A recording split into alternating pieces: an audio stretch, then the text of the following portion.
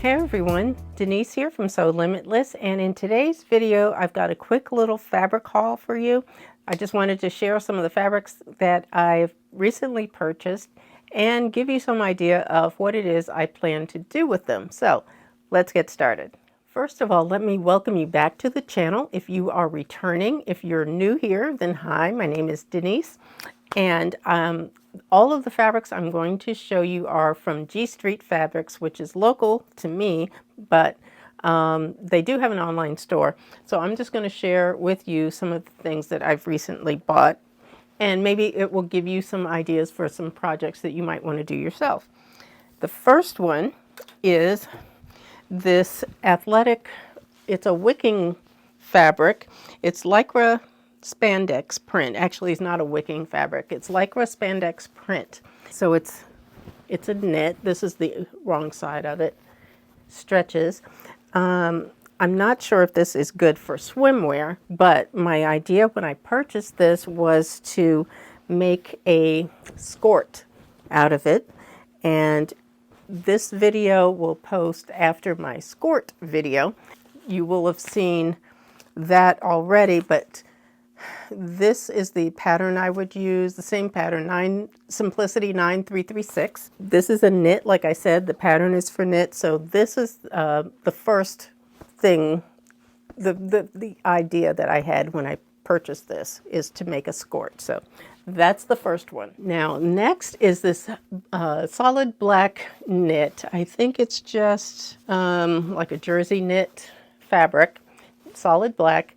And the idea with this is this dress here. I made this years ago. I don't know what the pattern is that I used, but I tried it on recently, and the skirt is very comfortable, but the top, the bodice part isn't as comfortable. This is actually the same fabric.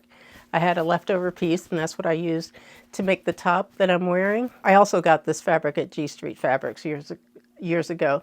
But what I want to do is separate this at the waist. So basically take off the skirt portion of the dress and use the solid black knit to make a knit top, like a ruched tee. I have the pattern here. I usually keep it in my little box on my sewing table, the ruched tee, but I would probably do short sleeves and attach it to the skirt portion. That way it's still a dress, which is actually what I want to do. I don't want separates. I want it to stay a dress, but I want the top portion to be knit because that's really going to be very comfortable.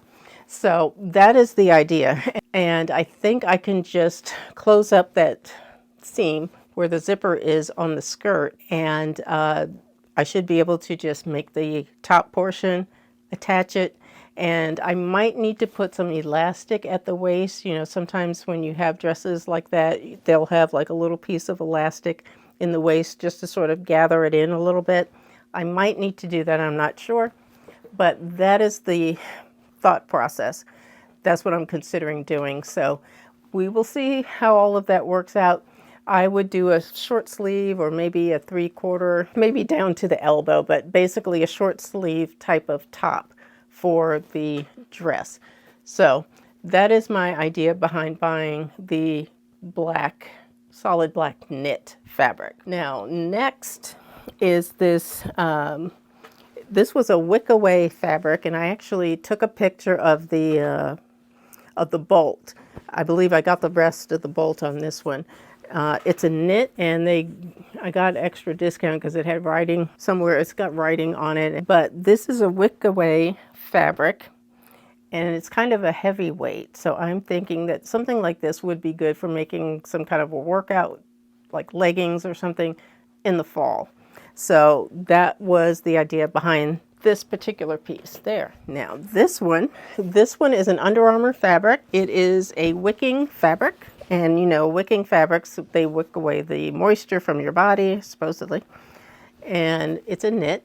Now, this one is just like the neon green that I used for the skirt that I made. So if you've seen that video, you'll know what I'm talking about. It's the same type of fabric. It's just in a burgundy wine color. So I'm thinking that this one I will use in the fall also for some, not necessarily for a skirt, but maybe some sort of a top, workout top or something, because it's a good weight. So it'll be something a little bit warmer. So I will use it for that. And lastly is this. It's just a solid black piece of quilting cotton. Now this one I did buy, I bought 4 yards of this. And you know, quilting cotton is normally only like 44 or maybe 45 inches wide. So I did buy 4 yards because my idea on this is to make some sort of a dress.